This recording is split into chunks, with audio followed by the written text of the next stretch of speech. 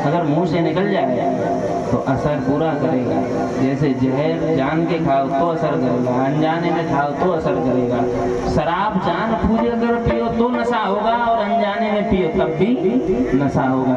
ऐसे ही परमात्मा का कीर्तन या नाम लोगे तो परमात्मा के पार्षद आ गए। अजामिल प्रसन्न हो गया, इस संसार में कुछ नहीं है, अब तो ईश्वर के नाम को चलते हैं। पर एक बात और बताएं आपको, वो अजामिल की बात थी, पर आज का जो मानव है जो मरना नहीं चाहता, आज का जो मानव है वो मरना नहीं चाहता। एक वो बूढ़े दादा थे, बूढ़े बाबा, 100 साल की उम्र, और उनको एक महापुरुष के द्वारा, एक संत के द्वारा ये पता चल गया था कि व्यक्ति की जब मृत्यु नजदीक आती है तो उसको क्या संकेत प्राप्त होता है।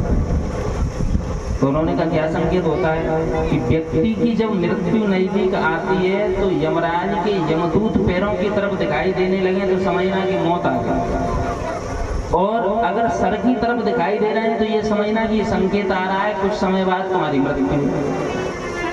तो उन्होंने कहा ठीक है।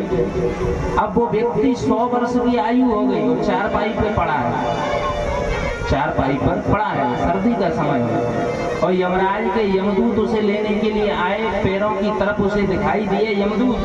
तो उसने कहा कि संत ने कहा था कि यमदूत पैरों की तरफ दिखाई दें तो समझ जाना कि यमदूत आ गए लेने के लिए। अब जैसे ही पैरों की तरफ यमदूत आए तो वे 100 वर्ष के जो कक्का रहेगा, वे कक्का व चारपाई पे घूम गए तो यमदूत सर की तरफ पहुंच गए, यमदूत फिर पैरों की तरफ गए तो फिर घूम गए। अब जो बेटा और बहू अति भी देख रहा है की लगते कक्का सन्नो आएगा, ये खाट पे घूम रहे हैं, कक्का ठंड लग गई, सन्नो आएगा कक्का। अब जितने घर वाले आए सब कक्का को दावने लगे, कक्का कह रहे कि छोड़ो, अरे छोड़ो मुझे, छोड़ो। तो वे कह रहे नाना कक्का तुम्हें सन्न आएगा, अरे मैंने तो सन्न के चक्कर में मरवा देता हूँ, यमदूत भी चक्कर में पाता है पर ये हमारे घर के हमें मरवाए नहीं छोड़। तो ये कलयुग के जो मानव हैं वो कह रहे हैं कि हमने यमदूत भी चक्कर में पार दिए पर घर वाले मुझे मरवा के छोड़ेंगे, पर ऐसा पहले नहीं था। ऐसे आज अजामिल घर वालों के पुत्र के नाम से आज मोक्ष हो जा रहा है और अजामिल को मोक्ष प्राप्त हुआ। और श्री सुखदेव जी महाराज कहते हैं, हे राजन परीक्षित, अब आप और क्या सुनना चाहते हैं। तो उन्होंने कहा आपने मुझे कथा सुनाई, तो आपने अभी तक जो कथा मैंने सुनी उसमें भगवान हमेशा देवताओं का पक्ष करते हैं, क्या किसी दैत्य पे कृपा की है? ये पक्ष, ये भेद और ये भाव क्यों करते हैं भगवान? परीक्षित जी ने कहा। तो सुखदेव जी ने कहा मुझे एक कथा याद है, मैं आपको बताता हूँ। तो वो कहते हैं ये यथा मां प्रपदन्ते तांस्तथैव भजाम्यहम्। भगवान ना कभी ये देखते हैं ये दैत्य है कि देवता है कि राक्षस है कि व्यक्ति है, कौन है? जो भगवान का चिंतन करता है भगवान उसी का कल्याण करता है। भगवान कभी किसी को मित्र और शत्रु नहीं मानते। एक कथा मैं तुमको बताता हूँ कि तस्मात् केनाप्यापायेन मनः कृष्णे निवेशयेत्। तो वो कहते हैं कि एक दैत्य है जिसका नाम है हिरण्याकश्यप, और हिरण्याक्ष की मृत्यु के कारण हिरण्याकश्यप भगवान नारायण को अपना शत्रु मानता है। और विचार करो जीवन में जो व्यक्ति परमात्मा का जितना चिंतन नहीं करेगा जितना अपने शत्रु का नाम लेता है दिन भर, जो उसका शत्रु हो उसका चिंतन ज्यादा करता है, तो वो शत्रु का चिंतन करता है हिरण्याकश्यप भगवान का। आज हिरण्याकश्यप नारायण से शत्रुता करते आज ब्रह्मा जी की तपस्या के लिए चले, और इधर देवताओं के राजा हैं इंद्र हिरण्याकश्यप की पत्नी को चुरा कर ले गए। रास्ते में देवर्षि नारद मिल गए। उन्होंने कहा कि कयादू के गर्भ में भगवान का भक्त है और ये कहीं इंद्र ले गए तो इंद्र का स्वर्ग का विनाश हो जाएगा, इसलिए देवर्षि नारद कयादू को अपने आश्रम में ले और उनको वो विद्या सिखाई देवर्षि नारद ने कि 100 वर्ष तक कयादू गर्भ को धारण करे रहे, जब तक हिरण्याकश्यप ने तपस्या की तब तक। और तपस्या से ब्रह्मा जी प्रसन्न हुए तो हिरण्याकश्यप ने वरदान, जो मन चाहा वरदान मांगा, ब्रह्मा जी ने वरदान दिया। ये बात उस समय की थी। आज कलयुग का एक वक्त था जो एक संत के पास गया। उन्होंने कहा महाराज सबसे जल्दी प्रसन्न होने वाला देवता बताओ। तो उन्होंने कहा कि ब्रह्मा जी की पूजा करो। ब्रह्मा जी की पूजा कम होती है संसार में, उनकी पूजा करो, वो सबसे जल्दी प्रसन्न होते हैं। तो वो गया तो ब्रह्मा जी की तपस्या मात्र 3 महीने की, वो पुष्कर में जाकर, कलयुग का प्राणी था, 3 महीने तपस्या की, ब्रह्मा जी प्रसन्न हो गए। उसने ब्रह्मा जी ने कहा बोलो वत्स क्या वरदान चाहिए।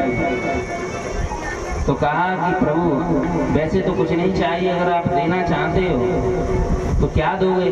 तो ब्रह्मा जी बोले कि तुमने 3 महीने तपस्या की है तो कलयुग में हम तुम्हें 3 वरदान देंगे।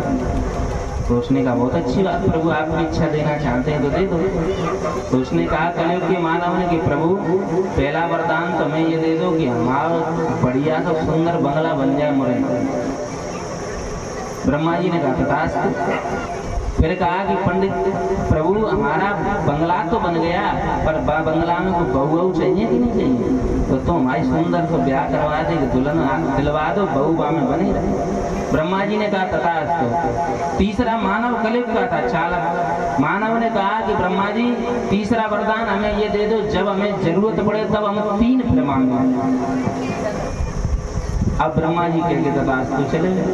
अब जैसे ही वो बंगले में आया लेटा तो उसकी धर्मपत्नी ने कहा कि बंगला तो है पर गाड़ी नहीं है। उसने कहा अभी आती। उसने कहा कि गाड़ी आ जाएगी ठीक है, पर लेकिन हमारे घर का जो पेंट है वो बारिश में कुछ खराब हो गया है। उसने कहा वो भी हो जाएगा, ठीक है। तुरंत ब्रह्मा जी को बुलाया, ओम ब्रह्मणे नमः ब्रह्मणे नमः ब्रह्मणे नमः। ब्रह्मा जी उपस्थित, बोलो वत्स क्या चाहिए। महाराज तुमने बंगला दो, बहू दई तो भागो घूमने को गाड़ी दे। ब्रह्मा जी तथास्तु गाड़ी दे। कि अब हमारे ये बंगले का जो पेंट जो कलर खराब हो गया इसको और पुतवा दो। ब्रह्मा जी ने ठीक तथास्तु। अब तीसरा मांग लो। उसने कहा कि महाराज तीसरा हमें ये दे दो कि जब जरूरत पड़े तो 3 फिर मांगो। अब ब्रह्मा जी तथास्तु कह के चले गए। अब एक दिन वो लेटा, बारिश का मौसम, तो जुकाम हो गया, पत्नी को खांसी हो गई। अब जुकाम खांसी, अब एकदम बैठ गया ब्रह्मणे नमः ब्रह्मणे नमः। अब कहा ब्रह्मा जी जुकाम खांसी है। ब्रह्मा जी हैरान, घर में पानी खत्म तो ब्रह्मा जी, सब्जी खत्म तो ब्रह्मा जी दे पलट कर गया। अब कलयुग का मानव, अब ब्रह्मा जी गए भगवान नारायण के पास, प्रभु रक्षा करो। तो भगवान नारायण ने सरस्वती को आज्ञा दी, उस कलयुग के प्राणी की जिज्ञा पर बैठे, तब 3 वरदान पूर्ण हुए। तो ब्रह्मा जी जब वरदान देते वो विचार नहीं करते, वो दे देते हैं, पर उसका निवारण कौन करते हैं, भगवान नारायण। तो भगवान नारायण ब्रह्मा जी ने वरदान दे दिया हिरण्याकश्यप को कि न दिन में मरेगा न रात्रि में, और न घर के अंदर मरेगा न घर के बाहर, न अस्त्र से मरेगा न शस्त्र से मरेगा, और ना ही किसी मनुष्य से मरेगा ना किसी पशु से मरेगा। आशीर्वाद है, न वर्ष में किसी महीने में मरेगा। देखिए चले इधर हिरण्याकश्यप जब आया और अपने महल में रहने लगा, इधर हिरण्याकश्यप के पत्नी कयादु के गर्भ से एक सुंदर बालक का जन्म हुआ। प्रहलाद का वो धीरे धीरे बढ़ने लगा और प्रहलाद बचपन से नारद जी के पास रहे गर्भ में, तो भगवान को अपना इष्ट मानते थे, भगवान नारायण का चिंतन करते थे। आज प्रहलाद जब थोड़े समझदार हुए, 5 वर्ष के हुए, तो गुरुकुल में भेज दिया। गुरुकुल कौन सा था, हिरण्याकश्यप विश्वविद्यालय, उसमें जाकर भेज दिया। और वहाँ उनके गुरु कौन थे, संड और अम्र, संडामर, एक बहरा एक अंधा, एक को दिखाई नहीं देता एक को सुनाई नहीं देता, ऐसे गुरु। और प्रहलाद जी वहां जाते हैं, वो जाते हैं तो चिंतन किसका करते हैं? कृष्णं ग्रहीतात्मा वेद जगदीदृशम्, भगवान का। और शास्त्र कहता है कि अच्छे के बुरे होते हैं, बदल देते हैं अंश, बुरे के अच्छे होते हैं, बदल देते हैं अंश। हिरण्याकश्यप के प्रहलाद हुआ और उग्रसेन के कंस। विचार करो, हिरण्याकश्यप कितना दुष्ट था, उसके प्रहलाद जैसा वक्त उत्पन्न हुआ, और उग्रसेन कितने बड़े संत थे, वहां कंस जैसा दुष्ट पैदा हुआ।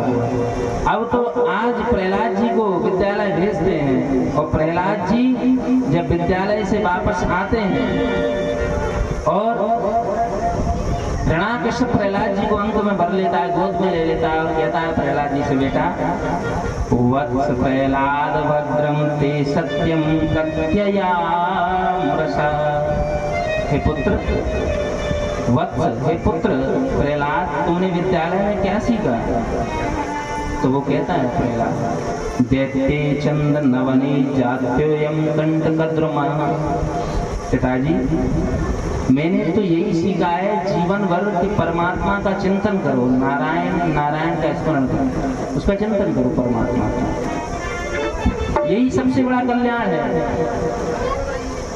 हिरण्याकश्यप ने जैसे ये सुना, एकदम क्रोध आ गया और संदान को, हे गुरु जी, जरा तुमने विद्यालय में मेरे बच्चे को यही शिक्षा दी और मेरे शत्रु का नाम लेता है, ले जाओ उसे जल्दी अभी, वरना इसको मैं बाद में मारूंगा, तुम्हें पहले तुम्हारा वध कर दूंगा। अवसंडामर उनको डांटते हुए ले जा रहे हैं प्रहलाद जी को। प्रहलाद जी फिर जाते हैं, फिर पुनः कुछ समय बाद विद्यालय से आते हैं, तो जैसे ही हिरण्याकश्यप पूछता है कि तुमने क्या सीखा, तो प्रहलाद जी कहते हैं, श्रवणम कीर्तनम विष्णु स्मरणम पाद सेवनम।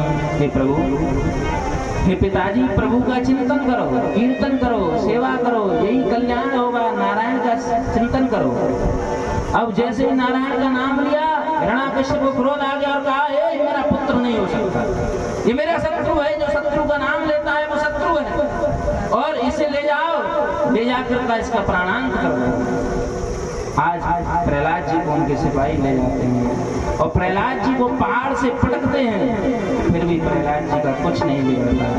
फिर प्रहलाद जी विद्यालय जाते हैं, फिर आते हैं, फिर पूछता है क्या सीखा, तो प्रहलाद जी कहते हैं, अर्चनम वंदनम दास्यम सख्यमात्म निवेदनम। परमात्मा का वंदन करो, अर्चना करो, श्रवण करो, कीर्तन करो। फिर नारायण का नाम लेता है, हिरण्याकश्यप फिर देता है, फिर जलाशय में डुबाया जाता है, फिर भी प्रहलाद जी बच जाते हैं। फिर आते हैं, फिर पूछता है, फिर कहता है ये बच कैसे गया। प्रहलाद जी को आज काल कोठरी में बंद कर दिया। प्रहलाद जी डर जाते हैं, वो चिंतन नहीं छोड़ते ईश्वर का, और डर जाते हैं। जब डर जाते हैं तो भगवान कहते हैं कि मेरा भक्त मुझसे डिग ना जाए, डर ना जाए, इसलिए भगवान कहते हैं, लक्ष्मी जी जल्दी करो, जाओ मेरा भक्त भूखा है, उसको भोजन करा कर आओ। लक्ष्मी जी आती हैं, सुंदर 56 प्रकार के व्यंजन लेकर के प्रहलाद जी को भोजन कराती हैं। बहुत कई दिनों तक प्रहलाद जी बिना भोजन के रहे, फिर भी हट्टे कट्टे दिखाई दे। फिर उसको दुख हुआ कि तू बच कैसे जाता है, कि वो कहता है मेरा परमात्मा मेरी रक्षा करता है, मैं ईश्वर के भरोसे नारायण का कीर्तन करो। फिर विद्यालय भेज देते हैं। फिर कुछ समय बाद फिर आता है, तो वो कहता है, हिरण्याकश्यप प्रहलाद से क्या सीखा, तो वो कहता है, एते पुंसार पिता विष्णु भक्तिश्चने लक्षण क्रियते भगवत्याल तन्मनये गीतमुत्तमा। हे पिताजी, मेरी बात मानो, तुम भी नारायण का चिंतन करो, कल्याण चाहते हो तो। एकदम हिरण्याकश्यप को क्रोध आ गया।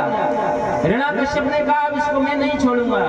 तब तक हिरण्याकश्यप की बहन आ गई, होलिका। उसने कहा, भैया तुम काहे के लिए परेशान हो रहे हो, तुम्हारी बहन अभी खड़ी है, और जा बालक को तो जो पतो ना चलने दीजिए, तो कि नहीं है तो। अच्छा क्या है, तो कहते हैं मुझे ब्रह्मा जी ने दी हुई ऐसी साल है मेरे पास जिसे मैं ओढ़कर बैठ जाऊंगी और इसको अपनी गोद में बिठा लूंगी और चिता पर जब बैठ जाऊंगी तो मैं उस साल से जलूंगी नहीं और ये जल जाएगा, जलकर भस्म हो जाएगा, तुम्हारा शत्रु मर जाएगा। सुंदर चिता बनवाई और चिता बनवा करके उस पर होलिका बैठ गई, उस शॉल को ओढ़ करके और प्रहलाद जी को सामने बिठा लिया और प्रहलाद जी परमात्मा का चिंतन करते हैं। इधर उस चिता में अग्नि लगती है, भगवान कहते हैं, रुदन करते हैं, हे पवन देव जल्दी करो कहीं मेरे भक्त को कोई चोट ना आ जाए, पवन देव जल्दी करो उसकी रक्षा करो। आज पवन देव आते हैं और होलिका के ऊपर से वो शॉल हटा करके प्रहलाद जी के ऊपर डाल देते हैं और वहीं होलिका बुआ का प्राणांत हो जाता है। बोलिए होलिका महारानी की जय।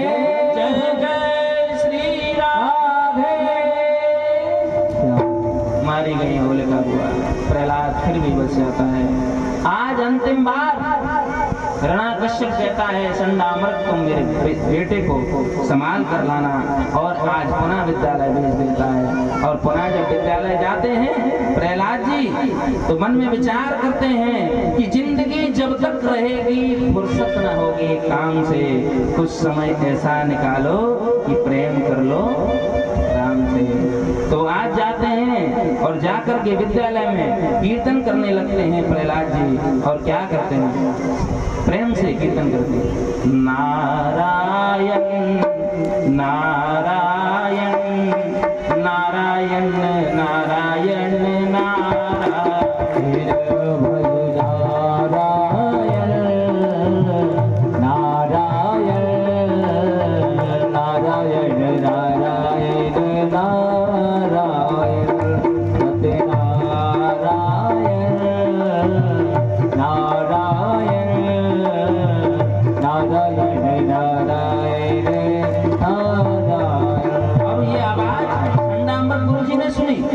संडामृत गुरु ने जब ये आवाज सुनी तो उन्होंने दो शिष्यों को भेजा, कहीं अगर हिरण्याकश्यप ने अब की बार सुन लिया तो प्रहलाद को कुछ नहीं कहेगा, हमें मार देगा। तो दो शिष्य जब जाते हैं तो प्रहलाद जी ने कहा कि हम तो भजन कर ही रहे हैं पर ये हमारे साथ वाले भी आज करने लगे तो आनंद आ जाएगा। जब शिष्य आए, शिष्य ने प्रहलाद जी को स्पर्श किया तो उनको ऐसा करंट लगा कि प्रहलाद जी के साथ वो भी आज कीर्तन करने लगे। क्या कह रहे हैं? नारायण नारायण नारायण नारायण नारायण भज नारायण नारायण नारायण नारायण नारायण। आज जब वो शिष्य कर रहे हैं तो कुछ और शिष्यों को भेजा। जब पूरे गुरुकुल के शिष्य वहां पहुंच गए, एक दूसरे को स्पर्श करते हैं, सब कीर्तन करते हैं प्रेम से कि नारायण नारायण नारायण नारायण नारायण नारायण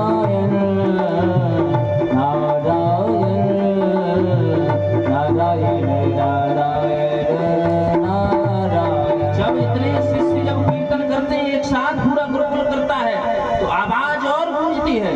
आवाज जब गूंजती है तो संडामृत घबरा जाते हैं कि मुझे लगता है अब तो महल तक आवाज जाएगी। तो संडामृत दोनों आते हैं दौड़ते हुए और दौड़ते हुए आते हैं तो प्रहलाद जी अपने सखाओं से इशारा कर देते हैं कि आज गुरुजी को भी आज नृत्य ऐसा कराओ कि ये भी परमात्मा का चिंतन करने लगे। इशारा किया तो सभी सखाओं ने मिलकर के प्रहलाद जी सहित आज गुरुजी को उठा लिया और गुरुजी को ला करके उनको उछाल करके कीर्तन कर रहे हैं प्रेम से, नारायण नारायण नारायण नारायण नारायण नारायण नारायण नारायण नारायण नारायण। आज जैसे कीर्तन गुरुजी सहित सभी शिष्य कर रहे हैं, जैसे ही आवाज शत्रु का नाम, दौड़ता हुआ महल से आया और जहां कीर्तन चल रहा था एकदम धड़ाम से मुष्टिका का प्रहार किया, कीर्तन एकदम बंद हो गया। सब घबरा गए, हिरण्याकश्यप आ गए। अब सब कहने लगे, गुरुजी कहने लगे, पता नहीं महाराज ये कैसा बालक अद्भुत है, इसको स्पर्श करते ही हम कीर्तन करने लगे, घबराने लगे। अब तो वो सब घबरा गए। तो वो बालक जब घबरा गए तो वो बालक कहने लगे, महाराज हमें नहीं पता, न जाने इसको छूते ही ये कैसा करंट लगा, हम अपने आप कीर्तन करने लगे।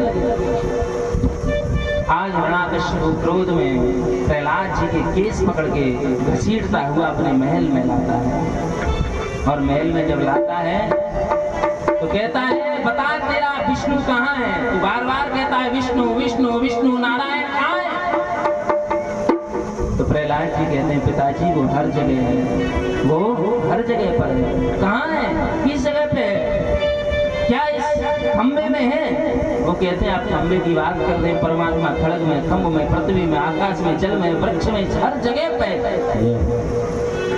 तो वो कहते हैं, परमात्मा जब हर जगह है तो इस खंबे में क्या तेरा परब्रह्म निकल सकता है कि हाँ? तो हिरण्याकश्यप अपनी तलवार को निकालता है और एक प्रहार करता है, और जैसे ही प्रहार किया उसमें से उस खंबे को तोड़कर आज भक्त की रक्षा करने के लिए भगवान नरसिंह का प्राकट्य हो गया।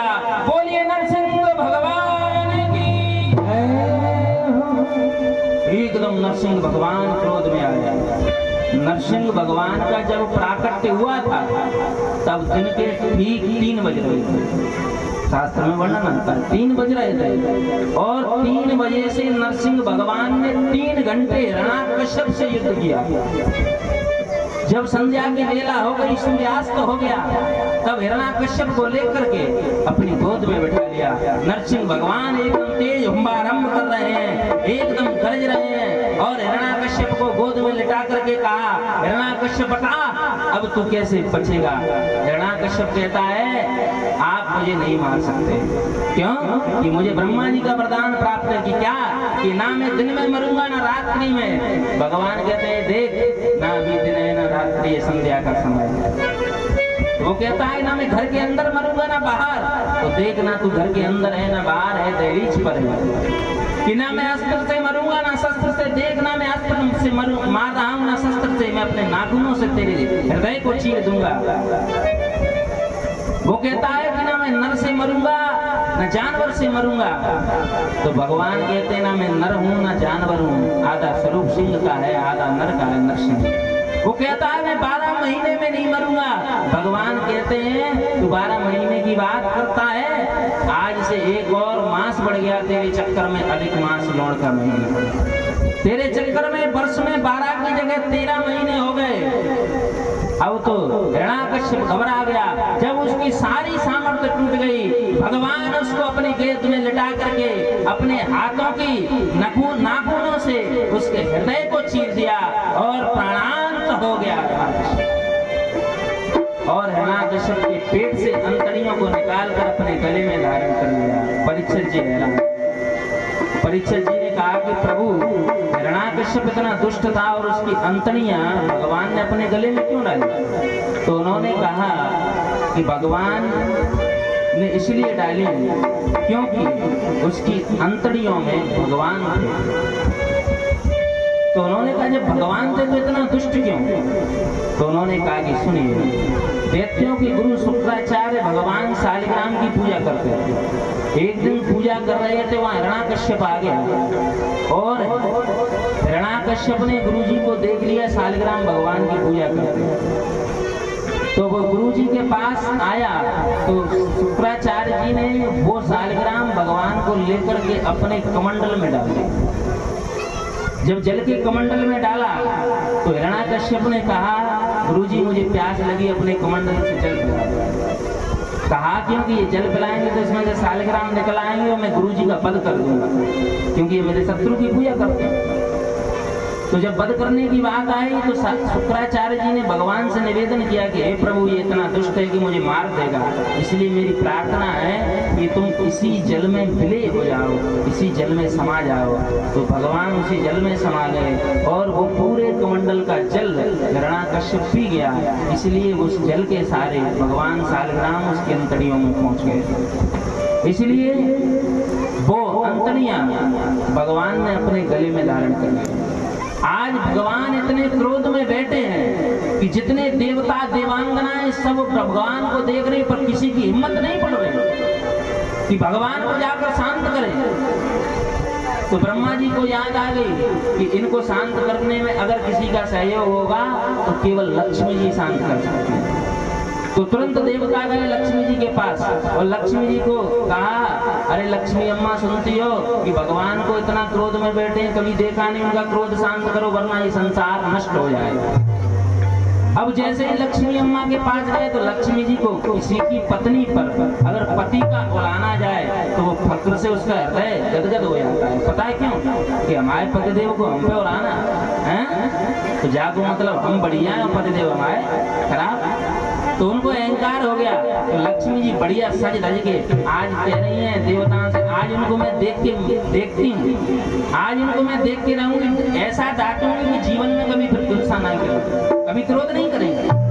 आज वो आए और देवताओं को लक्ष्मी जी को लेकर के देवताओं के साथ जब आए लक्ष्मी जी, तो देवताओं ने कह दिया, मैया अरे अम्मा हम नहीं जाएंगे वहाँ तुम चली जाओ, वो बैठे सामने वो ऐसे उंगली करके बता दिया। अब उन्होंने पीछे से बताया और नरसिंह भगवान आगे की तरफ मुख करके बैठे और भयंकर क्रोध गर्जना कर रहे थे। और पीछे से जब लक्ष्मी अम्मा गई और पीछे से हाथ रखा और कहा कि स्वामी, एकदम भगवान ने वो गर्जना की, तो लक्ष्मी अम्मा एक पटंग वहां और दूसरी और तीसरी में तो बढ़िया बैकुंठ चला और कहा देवताओं से, पीछे पीछे देवता कि देवता बहुत अच्छा, ऐसे कहीं हमारे स्वामी, ये स्वामी थे, हमारे पतिदेव ऐसे नहीं है, ये तो वो बड़ा बब्बर शेर था, तुम हमें मरवाने के लिए ले गए वहां, अपने आप को हमारा पुत्र मानते हो, हमें अम्मा कहते हो और हमें वहां मारने के लिए वहां भेज दिया। ब्रह्मा जी ने कहा, मैया वो तुम्हारे स्वामी है, तो ऐसा विकराल रूप मैंने कभी नहीं देखा।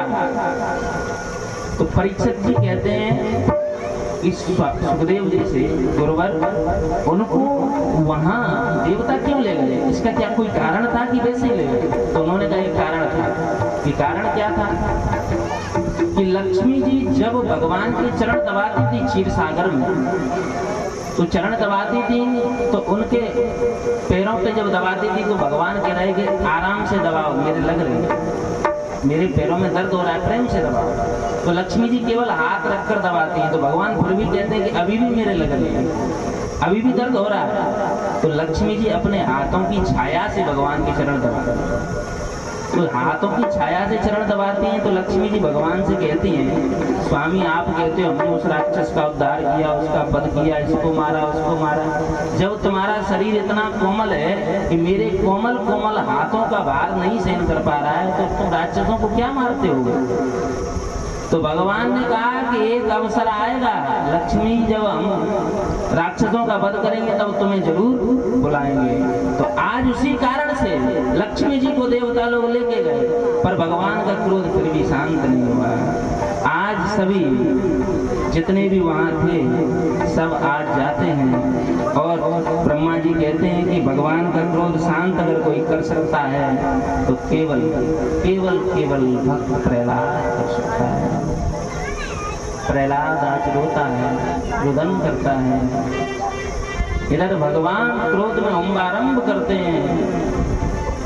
प्रहलाद आज रोता हुआ डरता हुआ भगवान के पास जब जाता है,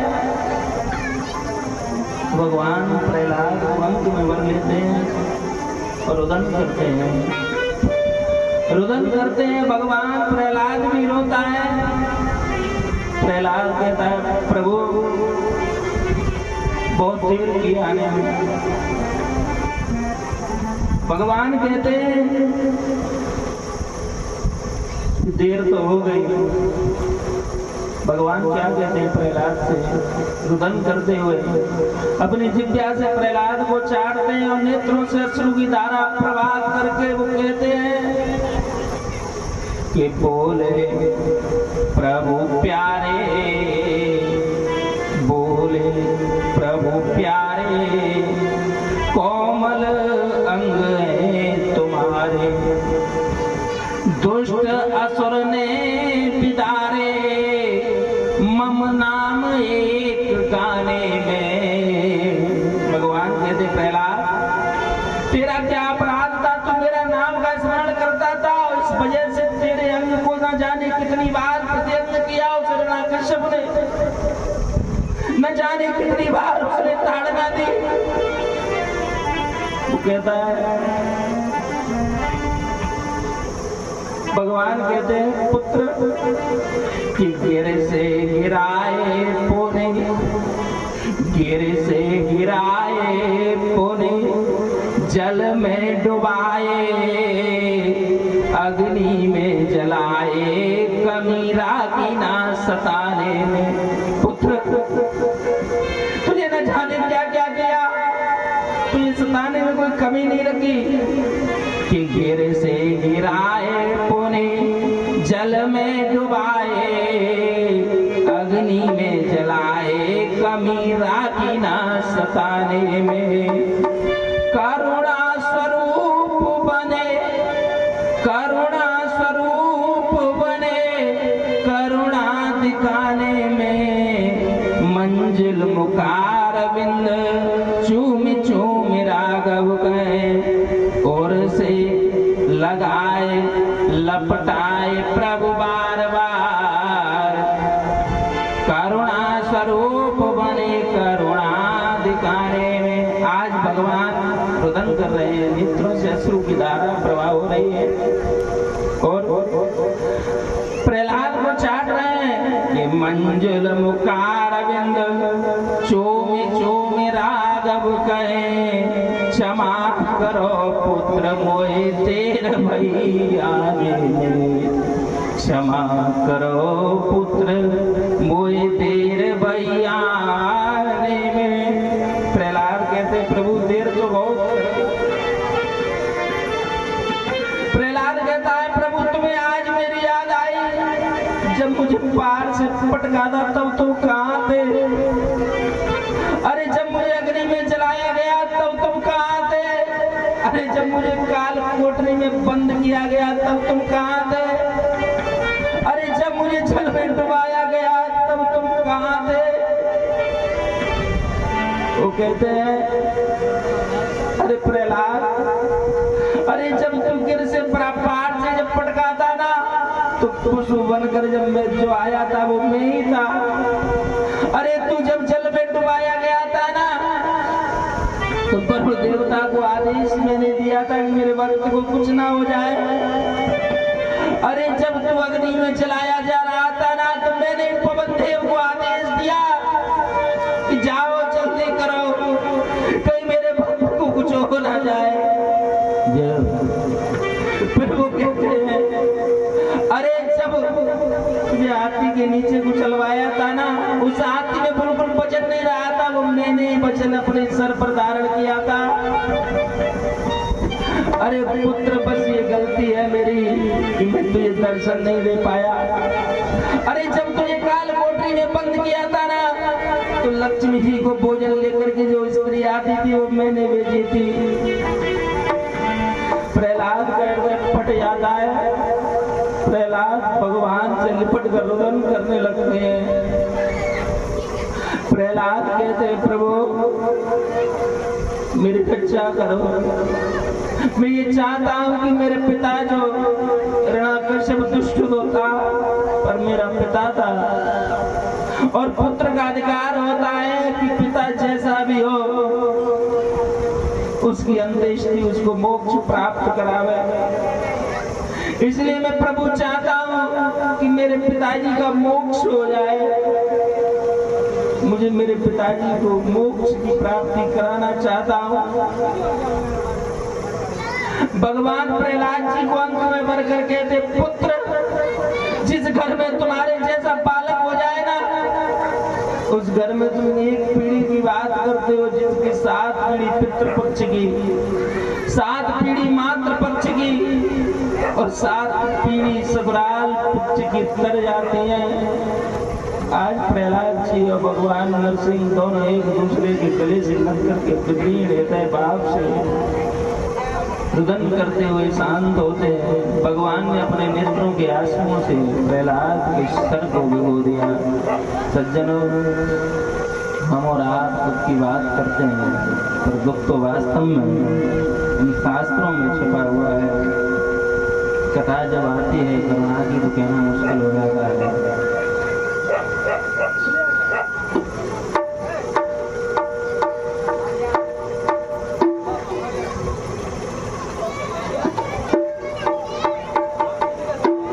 प्रहलाद जी के आज हिरण्याकश्यप का भगवान ने मोक्ष प्राप्त किया और प्रहलाद जी को राज्य सिंहासन पर बैठाला और प्रहलाद जी ने सुंदर राज्य किया और थोड़ा माहौल खराब हो गया। आज की कथा में यही विराम करता हूँ, क्योंकि जब हृदय विलीन हो जाता तो कथा कहना मुश्किल हो जाता है।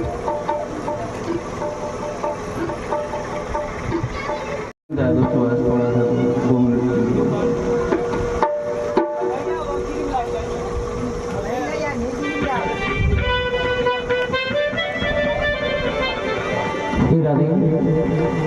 बोले वृंदावन बिहारी लाल की राधे राधे गाए बन चल रे राधे राधे गाए बन चल रे वृंदावन धाम राधे राधे गाएंगे राधे राधे गाएंगे श्यामा श्यामा गाएंगे राधे राधे गाएंगे श्यामा श्यामा गाएंगे तेरे बहने जाए तेरे बहने जाए तेरे बहने जाए बिगड़े का राधे राधे गाएंगे मन चैन रे वृंदावन धाम राधे राधे गाएंगे मन चैन रे वृंदावन धाम राधे राधे गाएंगे।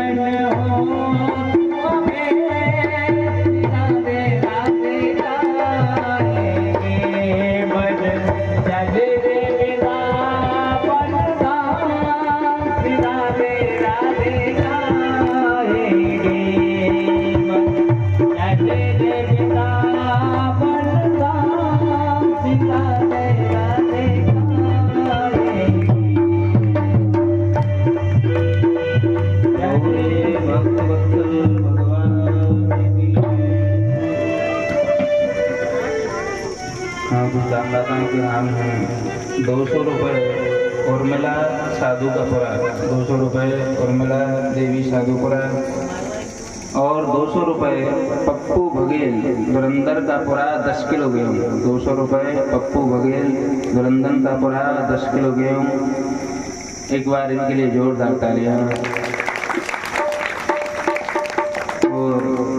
एक लिस्ट और हमारे पास आई है जो दिल्ली से रणवीर कुशवाहा ठेकेदार जी लेके आए हैं, बहुत सुंदर। इस इसमें 5100 रुपये केशव राठौर दिल्ली, 5100 रुपये केशव राठौर दिल्ली। 1100 रुपये कमलेश सन्नपुरा यूपी। जय हो प्रभु। उत्तर प्रदेश तक चंबल पार करके भूमिया बाबा वहां पहुंच गए घोड़े पर चल के। वैसे तो यहीं रहने वाले हैं। अच्छा ये गोपालपुरा का, तो यूपी कौन है? अच्छा यूपी पहुंच गए, तो अभी वर्तमान में तो यूपी है। 1100 रुपये कमलेश सन्नपुरा यूपी। 2100 रुपये राजवीर राठौर दिल्ली। 2100 रुपये राम भरोसी कुशवाहा दिल्ली बदन की वाले। 500 रुपये धनीराम कुड़ियार। 551 रुपये रामबरन राठौर दिल्ली। 1100 रुपये जसवंत कुशवाहा चापत दिल्ली। 1100 रुपये श्री कृष्ण राठौर दिल्ली।